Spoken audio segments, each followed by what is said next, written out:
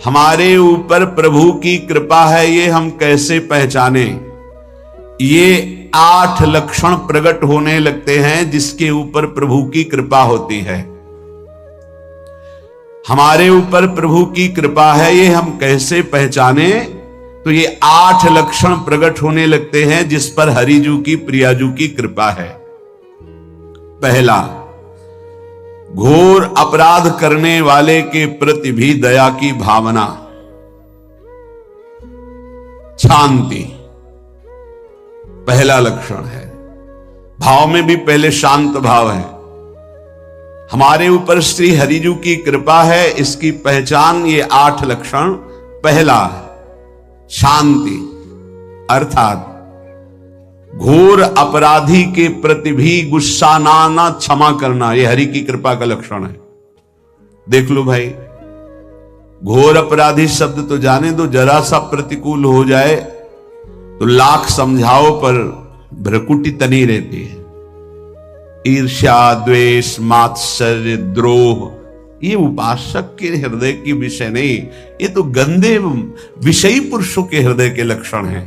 जहां ईर्ष्या है, मात्सर्य है, द्वेष है, द्रोह है, ये कुमति के लक्षण है, ये सुमति के लक्षण नहीं, ये हरि कृपा पात्र के लक्षण नहीं। आपसे जो अपराध कर रहा है, द्रोह कर रहा है, आपका क्षमा बल ये हरि प्रसाद से होता है। शांति, क्षमा बल, शांति, सह गया, क्या करूं, सहना ही पड़ेगा क्योंकि भगवत मार्ग में वो ऐसा नहीं होता। शांति,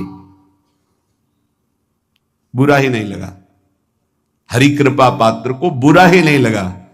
उमा संत के यही बड़ाई, मंद करत जो करे भलाई, ये सीधा शांति की व्याख्या है। अपने यहां मंगल गान में, करत जे अनुसहन निंदक तिनहु पे अनुग्रह कियो, यह है हरि कृपा, यह है आचार्य कृपा, गुरु कृपा। अपराधी पर भी क्षमा का भाव होना, भला ऐसा है? अपराधी पर भी क्षमा का भाव होना, ये हरि कृपा पात्र में ही होगा, अन्य में नहीं। तो अगर अपने हृदय में ऐसा लगे कि ऐसा नहीं है तो हरिजू से प्रार्थना करनी चाहिए कि कृपा करो, मेरे में सामर्थ्य आवे। दूसरा, अनुसूया, वो किसी भी के प्रति कभी भी कोई दोष दर्शन ही नहीं करेगा। दोष कथन, दोष श्रवण की तो बात जाने दो।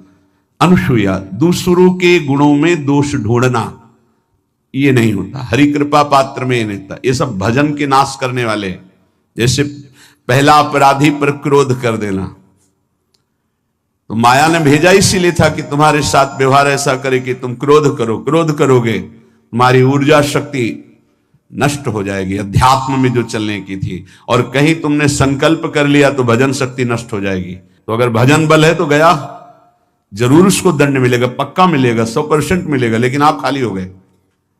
ना भजन करने की वृत्ति रहेगी और ना भजन रहेगा, दोनों बात।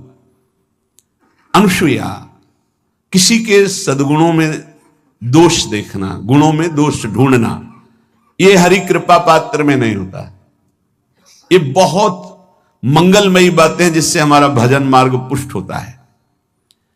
तीसरा, वो बाहर से और भीतर से पवित्र रहता है, हरि कृपा पात्र।